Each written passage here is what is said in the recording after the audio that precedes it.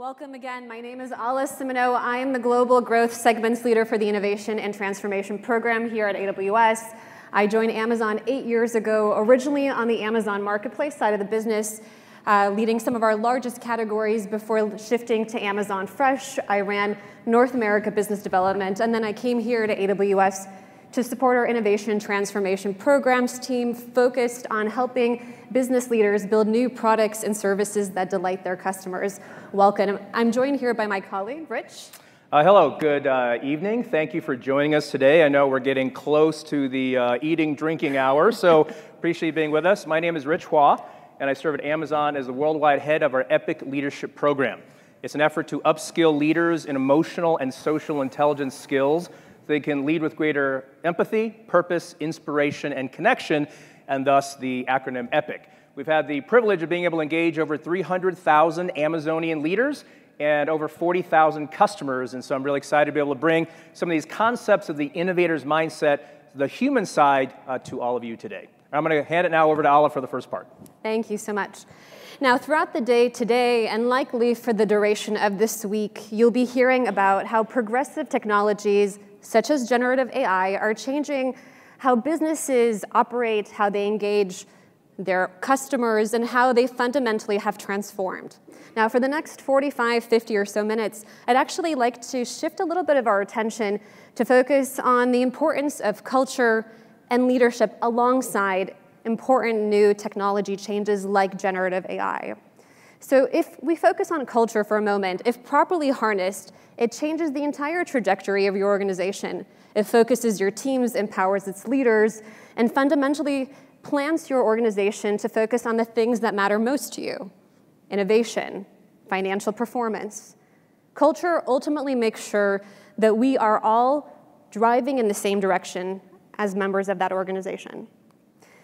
Now, behind me here, you'll see a slide. This is the latest study from McKinsey.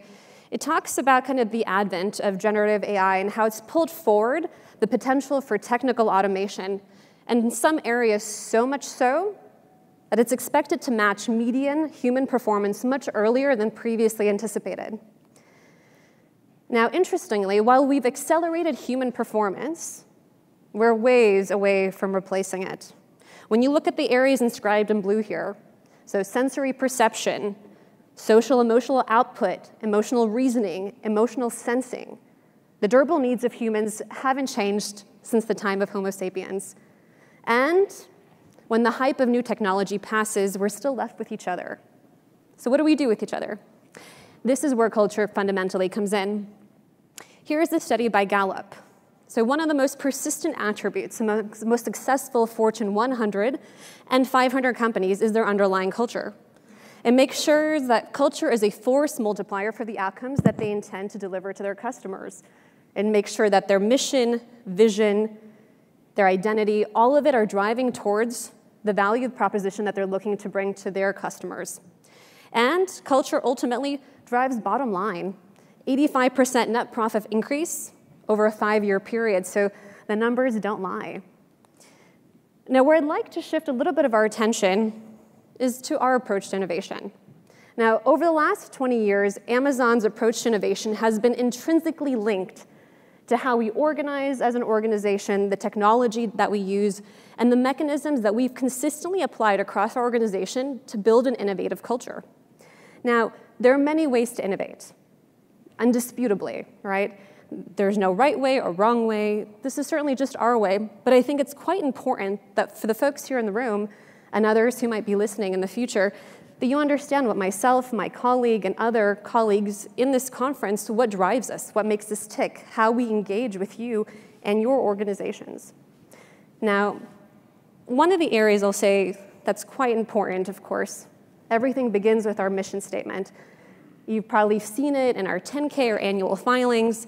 Our mission as Amazon is to be the Earth's most customer-centric company. Now, the words that make up that mission statement are intentional, they're purposeful. The scope is quite broad, and it's intentionally so because it doesn't confine our organization to a specific industry, a segment.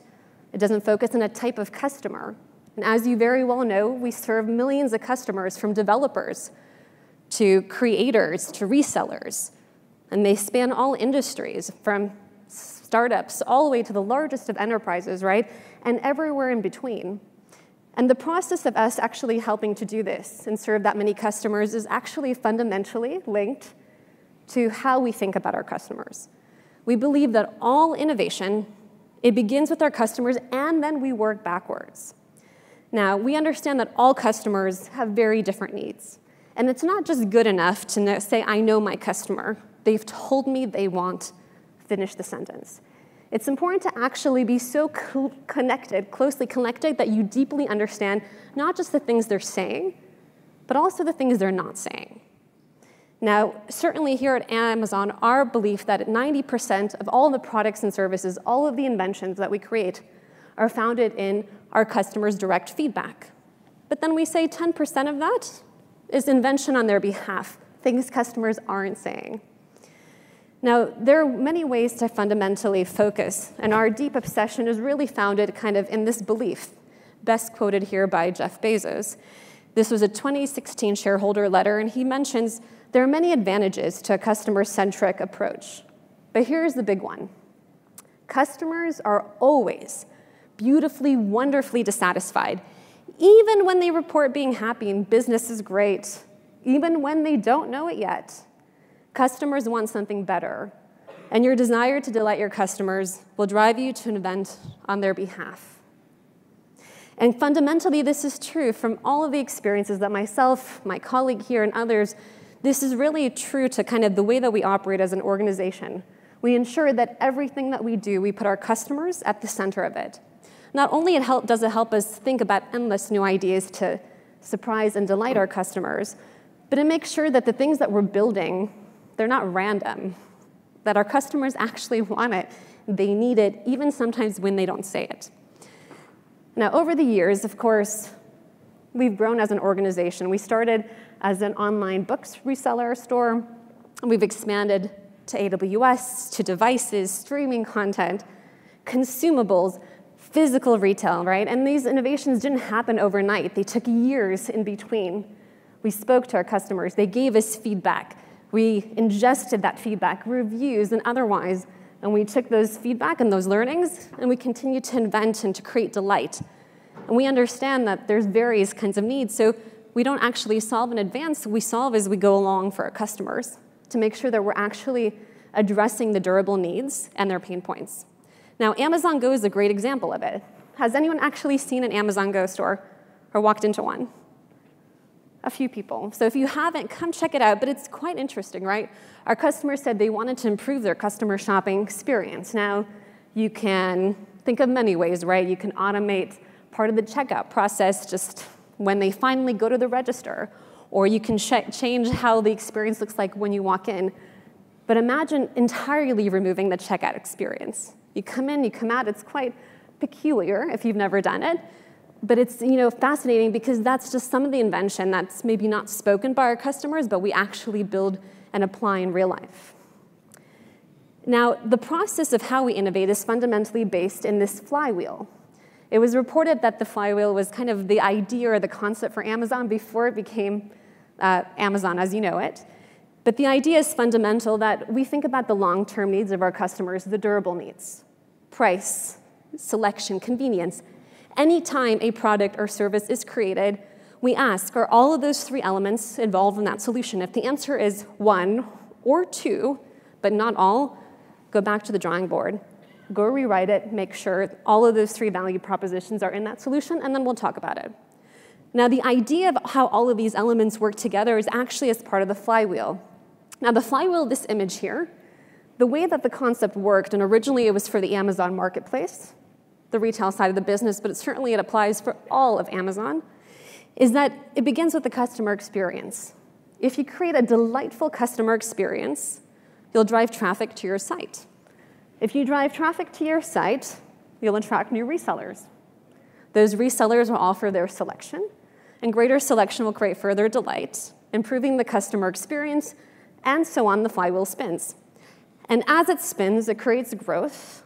And as you grow, you can actually take the infrastructure cost, lower it, pass those savings back to customers, and then create further delight. And so on it goes.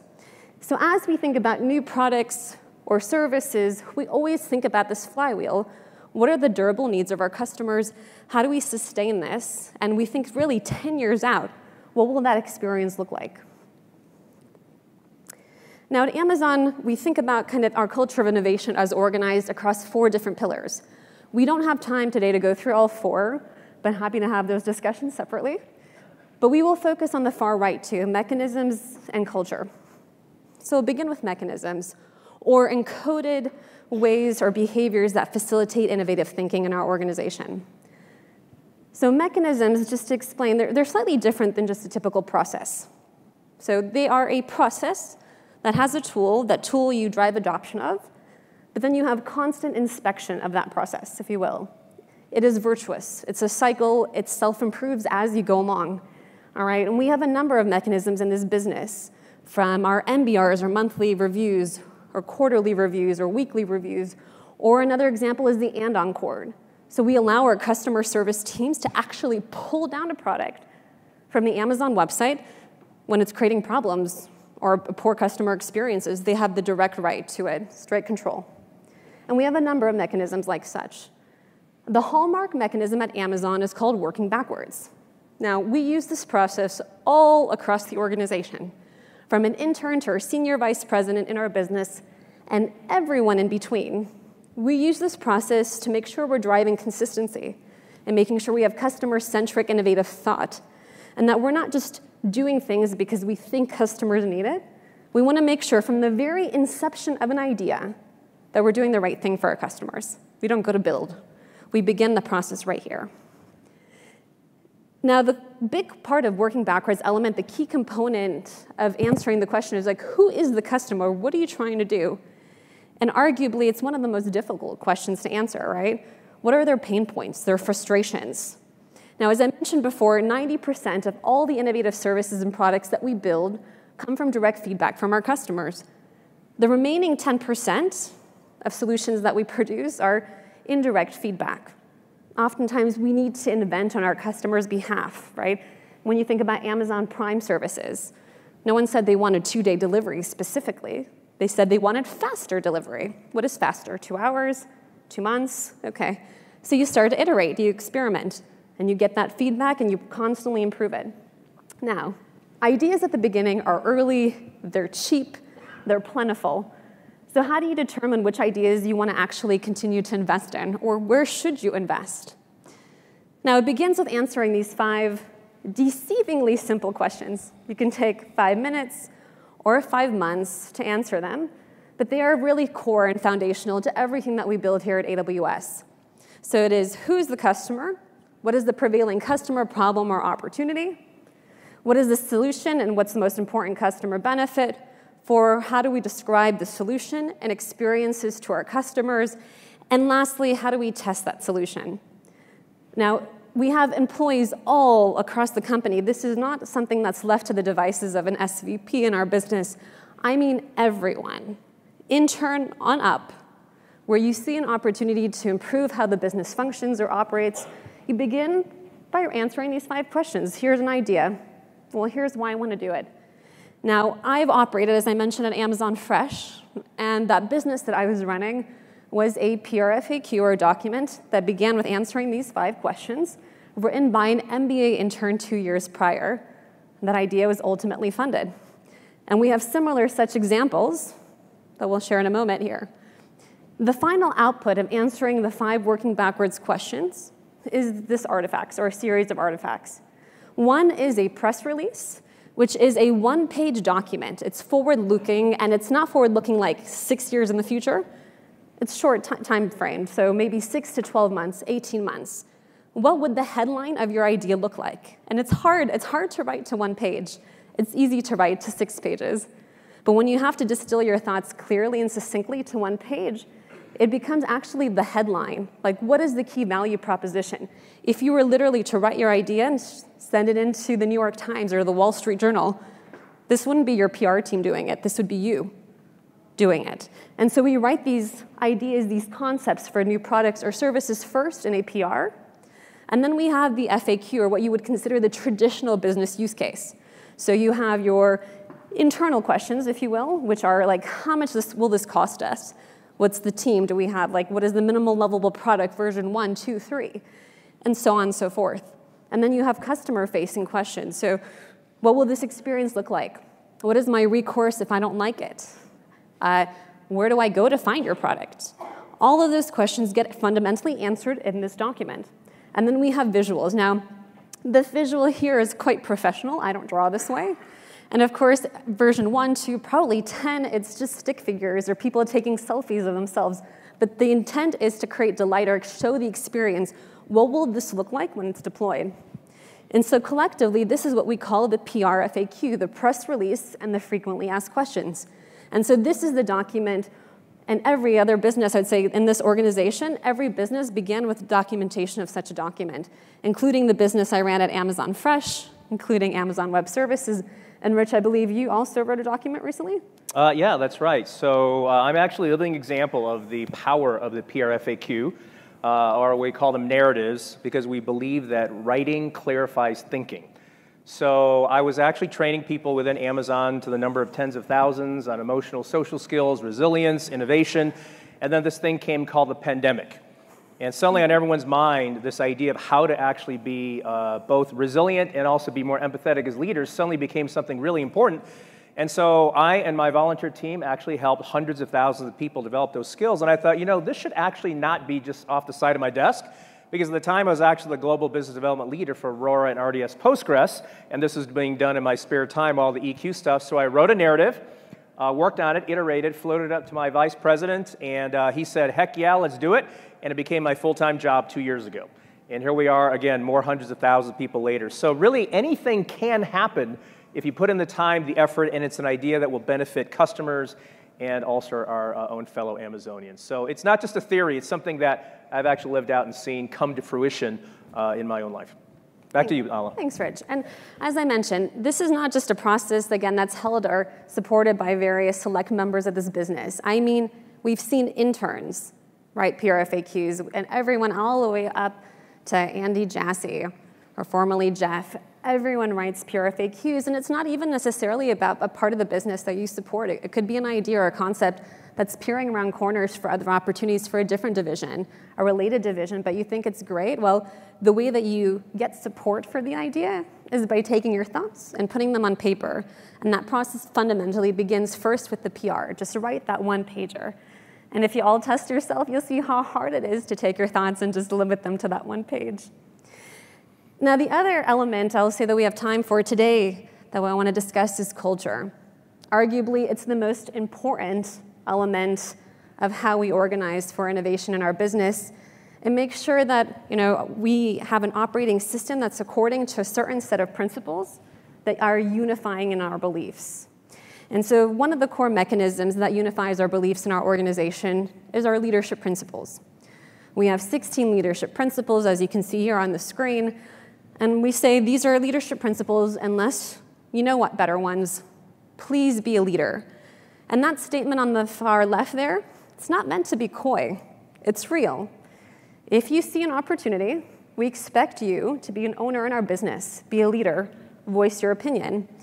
And so that happened in 2021, and we added 2 leadership principles: strive to be Earth's best employer, and success and scale bring broad responsibility. Those were our 2 new leadership principles added in 2021.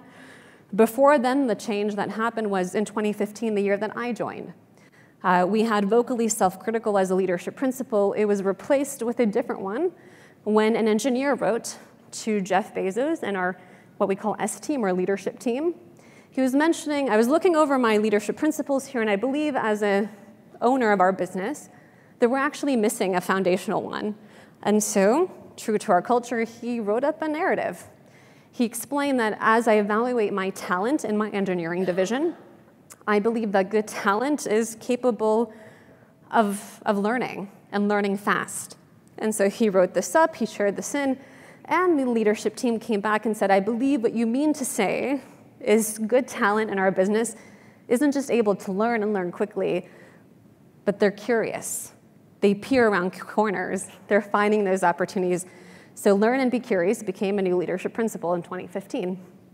So these are just some of the examples of kind of how these principles have changed over time, but of course, it's hard to do 16 things well at the same time, right? I don't know, I can't do 2 things well at the same time, more or less 16. And so the way that these leadership principles ultimately flex is kind of depending upon which role you're in or what you're doing, they define kind of how you're progressing, and they help us promote and hire talent in our organization. And certain elements or certain leadership principles here are more important at certain stages than others. And so these, of course, change. So for example, if you are a new hire, an intern maybe out of college working in customer service, let's see, likely our write a lot is not going to be a strong suit for you. You've not had a chance to lead teams or prove consistent high-stakes decision-making. But of course, your leader in that organization, you betcha. They have to show our write a lot. Of course, customer obsession true for both, but as you can see, certain other leadership principles will flex with the roles and your level. Now, one other key element that's kind of built into our leadership principles is this willingness to be misunderstood for long periods of time. Here's kind of a prime example of it. The Amazon Kindle. Has anyone actually had or has ever seen the original 2007 version on the far left? By show of hands, we got 1, 2. Okay, all right, a couple 3, over here. 4. Thank you. 4 of us. 4 of us have seen it. It was, well, it was as you see it. It was clunky. It was heavy. We were never in a e-reader digital books business. Of course, the headlines suited the same, right? What is Amazon doing publishing an e-reader? They've never produced any kind of technology like this. And 2, why would they ever cannibalize their core books business? And by the way, 3, if you were going to produce an e-reader, why would you make something so ugly and clunky? All right, so all the headlines had it splashed. And of course, if you went to the fundamentals of that idea, the concept of this e-reader for Amazon, in our PRFAQ, okay, the key vision for this e-reader device wasn't necessarily to be the most glamorous as a version 1 or minimal lovable product, as we call it. The idea at the core was we want to help customers read any book, anywhere in under 60 seconds. And that was the vision. And so if you had to compare other e-readers that were on the market, certainly they could have been better looking, but you had to take your device, take it to a computer, install your book, transfer that book to your device, unplug the device, and then go read. And by far, that was more than 60 seconds, right? And so that was kind of the key premise, again, written in the PRFAQ. But as PRFAQs evolved, this one did too. And over time, we took the feedback. Can you make it lighter? Can you make it more elegant? Can you make it waterproof? So on and so forth. All those features started to get added in. And by 2012, we launched the Kindle Paperwhite on the far right there, and it's become one of the best e-readers on the market. The other element that's kind of built into how we culturally operate, I will say, is this leadership principle around bias for action. Now, we all know speed matters in business, but many decisions and actions are actually reversible, and they don't need excessive study. So we take in value calculated risk-taking as an organization, as leaders in our business. And the mental framework that helps us decide kind of when to pull the trigger or not is this one. Is that decision a one-way or a two-way door? So one-way door is a significant, if you will, irrevocable decision, like building a data center, like building a warehouse. Once you start to break ground, it's pretty hard to pull back, right? But most decisions are two-way doors. You walk through, they have limited, probably reversible consequences, most decisions in life. And so as you start to think about where you kind of invest your time, energy, resources, we empower our leaders to take calculated risk-taking. So when we think about kind of when to pull the trigger, we're saying that you need roughly 70% of the data to make a decision. If you're waiting for 90%, you're waiting too long. You're never going to act. Where's your innovation? It stalls, right? It stops. So that kind of thinking, it's not just cultural. It actually also has some pretty significant neuroscience in it or behind it to make sure that we can enforce this in our organization. So I'm going to hand it over to my colleague, Rich, to share a little bit more about what that experience looks like. All right, thank you very much, Al. I really appreciate that.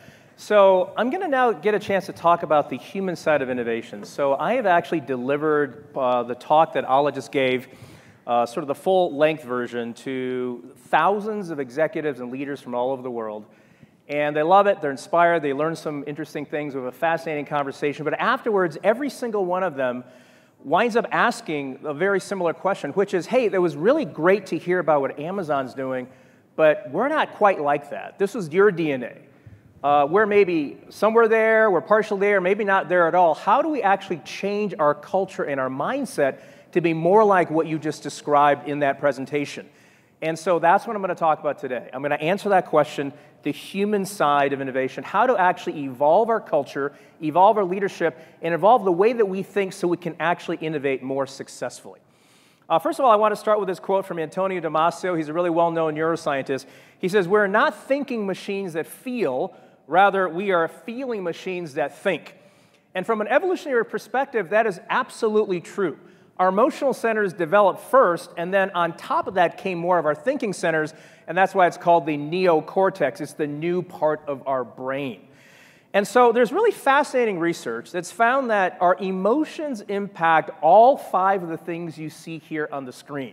Our ability to pay attention, our decision-making, our performance and our creativity, all our relationships, and our physical and mental health. Now, which ones of those would you be willing to remove from your repertoire of skills during your workday, right? I mean, probably none of them, because they're all incredibly important if we want to succeed, if we want to grow, if we want to innovate. Really fascinating one about decision-making. As humans, we tend to pride ourselves in making really good data-driven decisions. What's the facts? What's the best decision? But the reality is our emotions impact our decisions a lot more than we may realize.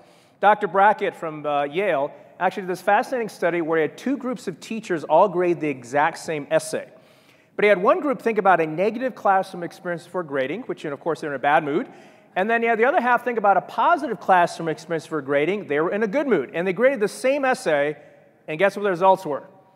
The ones in a bad mood gave a full grade or 2 lower on average than the ones in a good mood. And when they're asked, do you think your mood had anything to do with the grade you gave? 87% said, absolutely not. I was totally objective. I gave them the grade they deserved. But it's not true.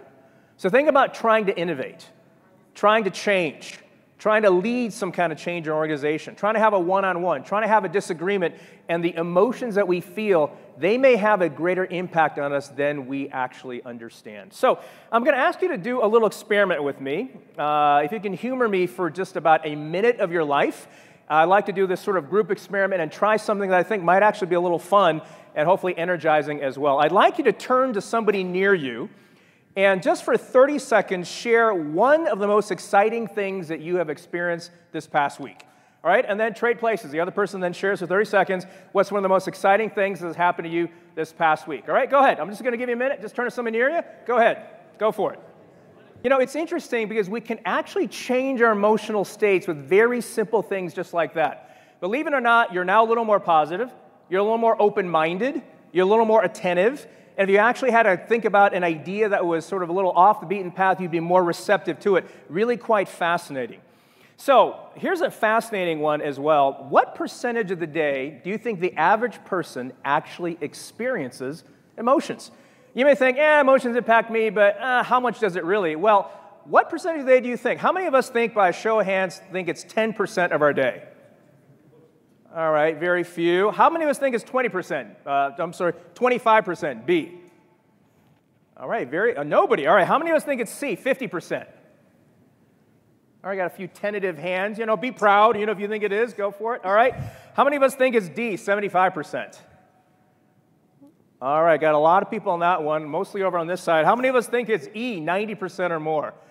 All right, okay, you're obviously a smart group. I wouldn't be here giving this talk at reInvent if it weren't a lot. The answer is actually 90 to 100% of our day. That means almost every one-on-one, every team meeting, every customer call, even when you're sitting there doing coding or working with Gen AI or looking at a spreadsheet, there are emotions going on in your mind, and they impact you. And the key to innovation and leading innovation is to know how to tap into those emotions in a productive way. It's knowing how to have those emotions work for you rather than against you, and that is emotional intelligence. Now, Ala, what did you think it was before you actually found out the answer? Probably 25%. 25%? Probably. Yeah. I mean, are you asking about me? Yes. Oh, yes, probably 25%. Yeah, And it's interesting, right? Because we actually may think it's not that much because we're not actually aware of it, but the way they found this out was they had people actually intentionally consider, what are you feeling right now, and tracking it throughout the day. And even people who were not used to experiencing any emotion at all started realizing, I have a lot more going on than I realized. So it's actually quite powerful. All right, emotions and leadership principles.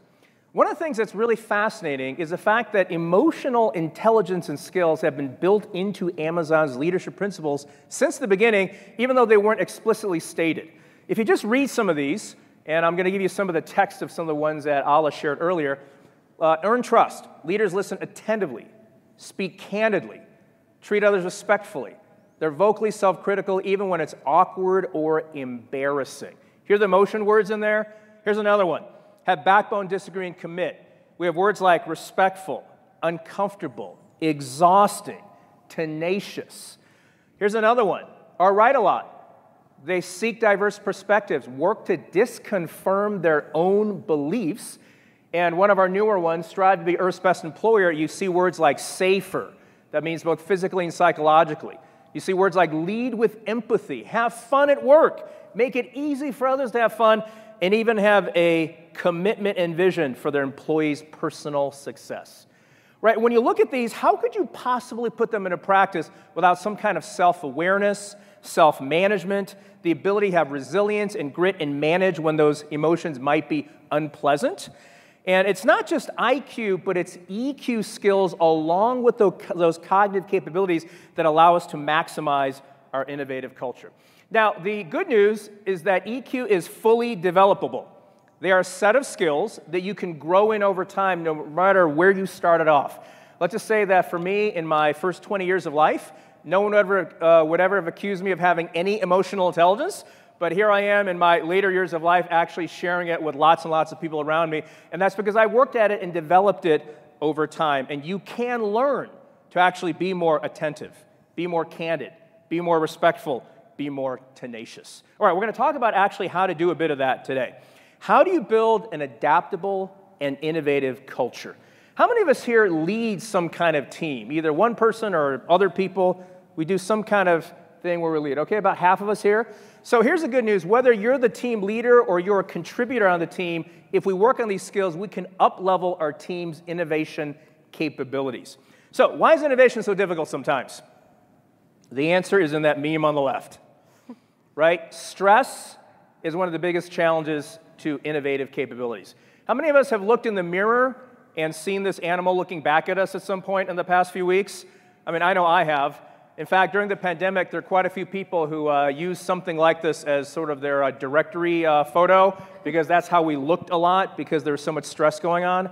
And the fact is, there are common stressors when we are trying to innovate and change. And you see them there on the right.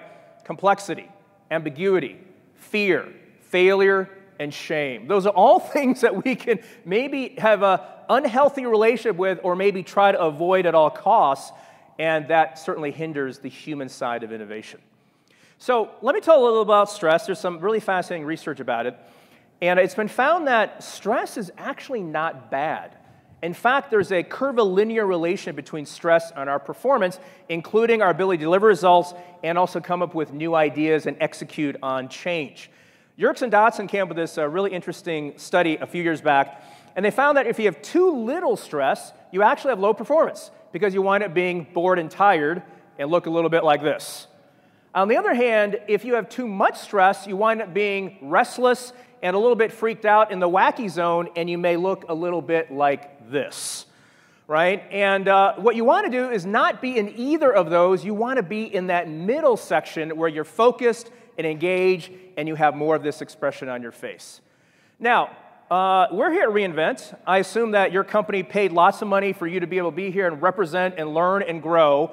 How many of us have been in that left side where we're not excited and not stressed out enough sometime in the recent past, right? It's, interesting, right? Because that actually reduces our ability to innovate. How about on the right side, whacked out and a little bit too stressed out, right? The fact is that's pretty common. And so what we want to do is modulate that so we can actually be in that high performance zone in the middle. Now, the good news is there are things that we can do to make sure that we can actually be in that middle section. I'm going to share a few of them with you today. So, another poll, which one of these factors has the greatest positive impact on a team's ability to innovate? Okay, how many of us think it's A, really smart people, high IQ people on the team? Okay, no takers on that one. All right, we don't believe in smart people. All right, that's fine. The second thing, how about the right combination of skills? How about that one? Okay, if you want, so Allah, okay, you raise your hand for that one. How about years of experience? Just sort of tenure and, knowing kind of what we've done from the past. All right, how many think it's D, charismatic leadership? Really powerful leader, can set the vision. Okay, a few. How many think it's E, high team EQ or psychological safety? All right, we got the majority of people on that one. Again, you're a smart group. That's why you're here at reInvent, and certainly an AWS customer as well. So the answer actually is E. High team emotional intelligence and psychological safety being one of the key components actually predicts team innovation more than any of the other four. Research that came out of Harvard found that this is the #1 most important thing to actually drive a team's ability to both come up with great new ideas and also execute. And it's been proven out in numerous organizations around the world, and they usually start out with the idea that it'll be one of the first four, but then they find out it's actually that last one. So let me talk a little bit more about psychological safety, what it is, and how we can each do something to create more of that in our teams, whether we lead it or not. So Amy Edmondson, who comes out of Harvard as a professor, really coined the term years ago. She said, psychological safety is a belief that one will not be punished or humiliated for speaking up with ideas, questions, concerns, or mistakes, and the team is safe for interpersonal risk-taking, right? It's a place where people can say things like, hey, I don't know what I'm doing. I need help. Or I screwed up on that one. I made a mistake. Or, hey, I have a wild idea. Or, I know a lot of people think this, but I think something differently, right? The ability to do that on a regular basis is really quite powerful and a great hallmark of psychological safety. And the other thing is these teams are more innovative, they learn better, they are better at executing and delivering results over a sustained period of time, and they're just more fun to be a part of, actually, right? So ask yourself, when I look at my team, the one that I lead or the one that I'm on, do I hear those things often? That's a good sign. If I don't hear it very often, that's not a good sign. It's interesting, I was talking to a senior leader a little while back, and I said, hey, what do you think about your team? He says, my team absolutely has great psychological safety. We are totally aligned. I come in, I give my ideas, everyone agrees with me, and we go do it. And I said, I have bad news for you. It's actually the opposite of psychological safety. There's a 0% chance you are always the smartest person in that room and always have the best idea. They're probably not letting you know. Now, to his credit, he said, food for thought, and we actually got into a much deeper conversation about what it is. So here's a really great chart that Adam Grant out of Wharton came up with. When you have it, you have the things on the left, and when you don't, you have the things on the right.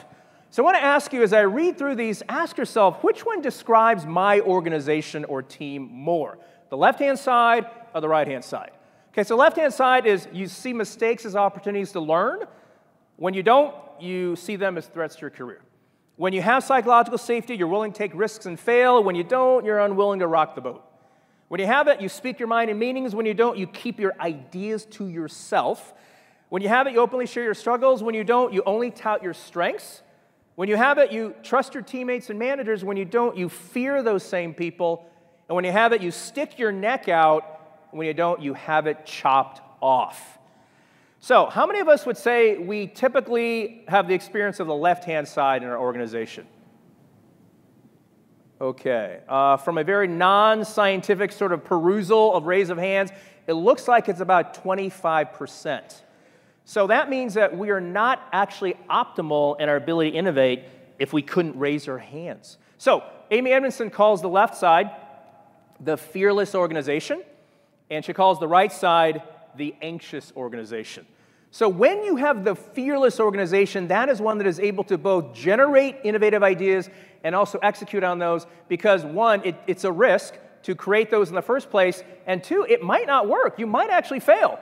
And unless you have that fearlessness, you're not going to try new things quite so often.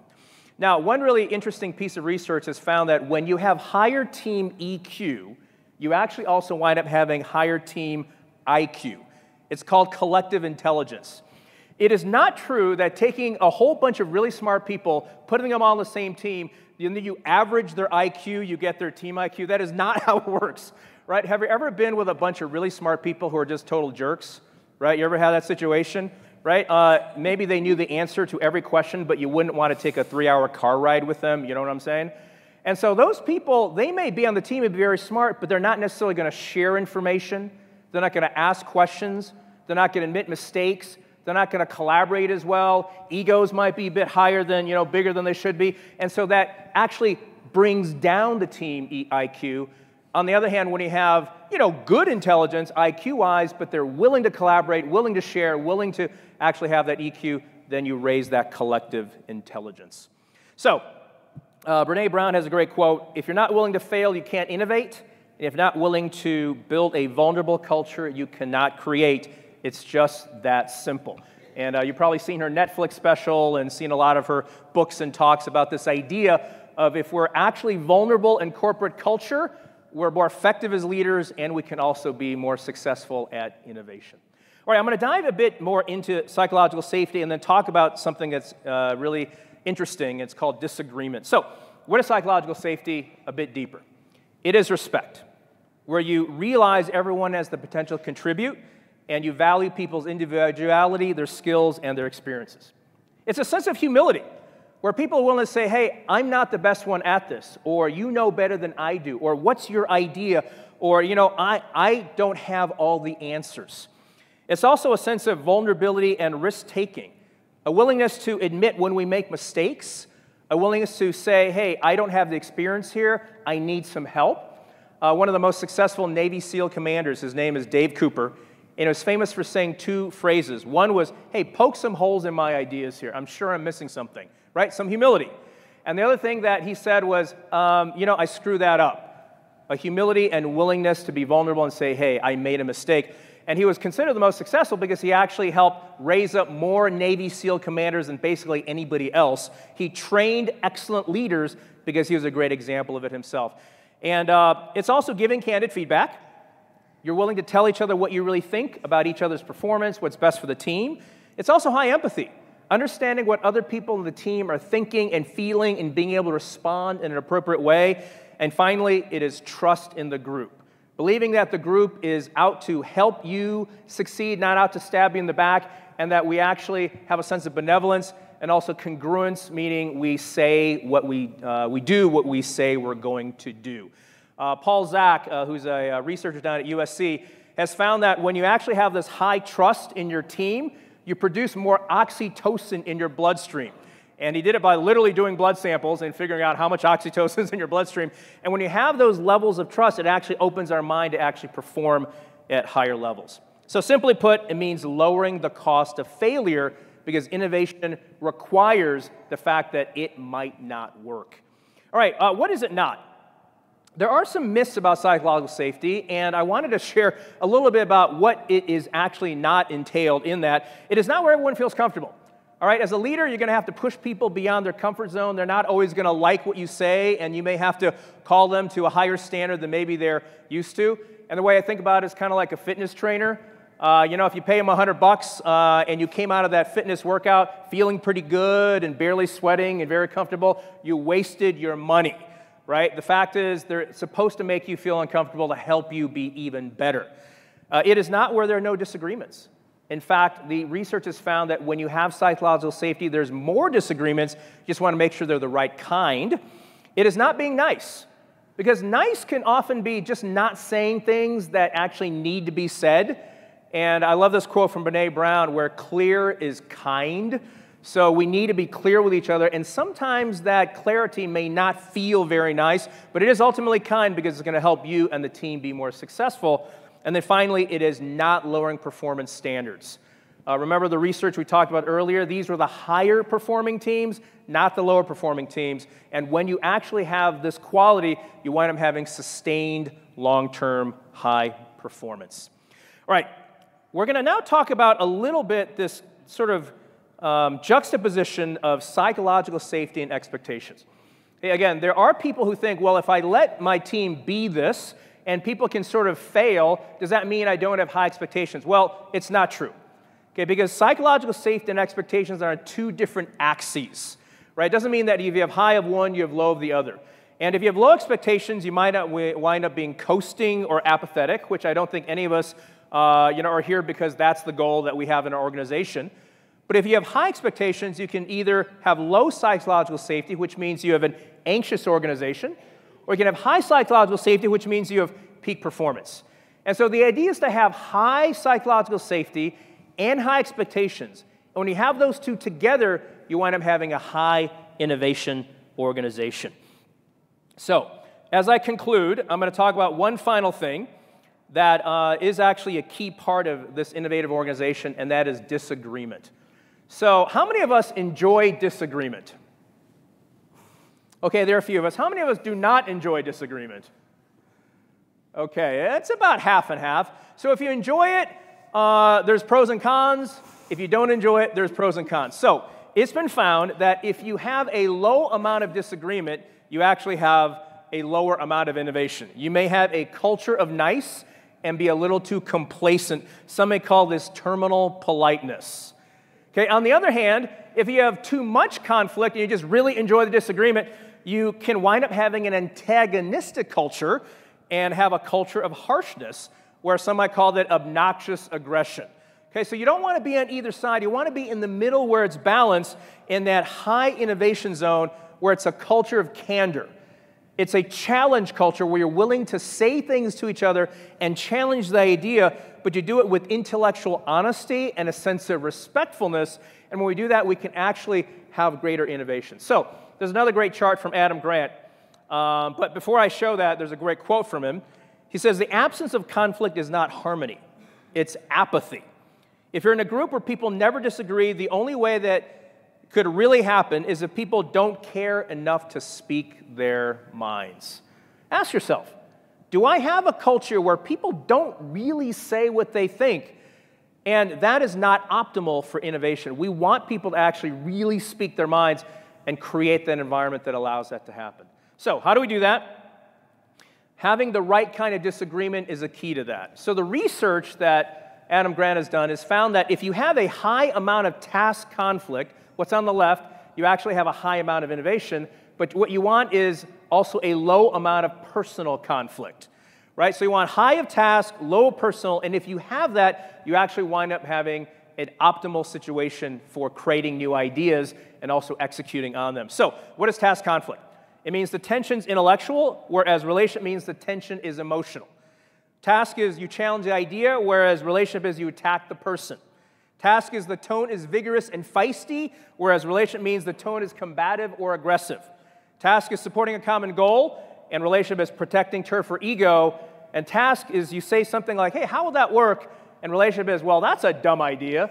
So you want a lot of the left and a minimal amount of the right. And on the left, we actually can call that generative disagreement. You're generating the best ideas from that group of people, whereas on the right, it would be maybe considered destructive disagreement. You're actually destroying and hurting relationships and the trust that you could possibly have with each other. So I'm going to be concluding in just a minute, but I want to give you a chance to ask some questions. We will actually have some at the end. So I believe we have somebody who has a microphone. And so if you have a question, please go ahead and prepare that, and we'll be answering that in just a moment. So I want to end with this idea of have backbone, disagree, and commit. There actually really is a fantastic leadership principle that helps us have a mechanism for being able to have lots of task conflict. And it says leaders are obligated to respectfully challenge decisions when they disagree, even when doing so is uncomfortable or exhausting. Leaders have conviction and are tenacious. They do not compromise for the sake of social cohesion. Once a decision is determined, they commit wholly. And we actually really strive to do this in our meetings and in our conversations. If you're an Amazonian leader and you don't have people give dissenting opinions and ideas, you actually insist on it. You say, wait a minute, there's no way my idea is that great. I insist that you poke some holes. Where are the dogs not barking? What are the things that I'm not seeing? We need to have a discussion about this. One other mechanism we tend to use is the most senior leader tends to speak last. So if we're having a discussion about something, maybe we're reading one of those PRFAQs, most senior leader will generally let everyone else give their comments first and then basically have the last sort of slot so they don't unduly influence what other people are thinking. So those are ways that we actually allow ourselves to be able to have that backbone, disagree, and then once a decision is made, we expect everyone to commit wholly to it because we've had the conversation, you've had the opportunity to say something.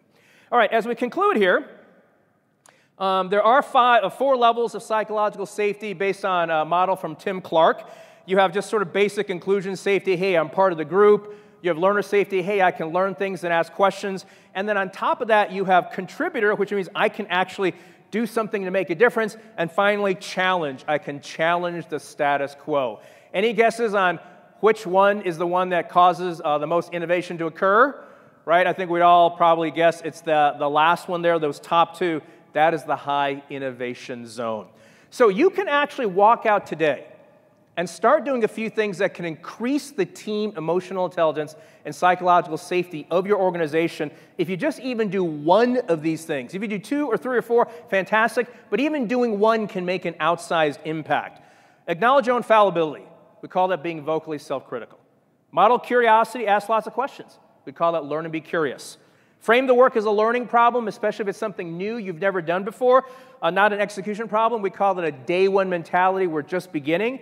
And finally, promote conversational turn-taking. We call that seeking diverse perspectives. And Jeff Bezos said it really well with this quote, failure and invention are inseparable twins. To invent, you have to experiment. And if you know in advance it's going to work, well, it's not an experiment. So the good news is this is only beginning. We've talked for about 50 minutes together here, and then we'll do some question and answer. But this is really the beginning of more engagements that if you want to learn more about how Amazon innovates, there are many ways to do it. You can dive deeper into our culture of innovation. We actually have a whole full-length conversation about those 4 pillars. You can learn from Amazon, find out about how specifically we use things like supply chain, logistics, AI, ML, database. You can actually do a working backwards engagement. We'll actually teach you how to write a PRFAQ, and you can come out with a document that you've actually started writing so you can leverage that working backwards mechanism. And then finally, the EPIC program can engage you at a deeper level and teach you the human skills of both your own personal innovation and also how to lead your organizations through an evolution of change to be more innovative. All right, go ahead. Do we have a microphone out there somewhere? We have somebody with a question over here, if we can move the microphone over. And while you're doing that, I do want to let you know that we have other innovation, sessions all throughout this whole week. We have an entire track, the INO track, I-N-O, and you see all different ones here. You can find a lot more about ways that not only we innovate, but we also help our customers innovate with technology. And if you do want to dive deeper, you can request a meeting with one of our teams, snap the QR code on the left, and you can also check out ebooks and publications with executive insights by snapping on the right. Thank you so much. Take care, everyone.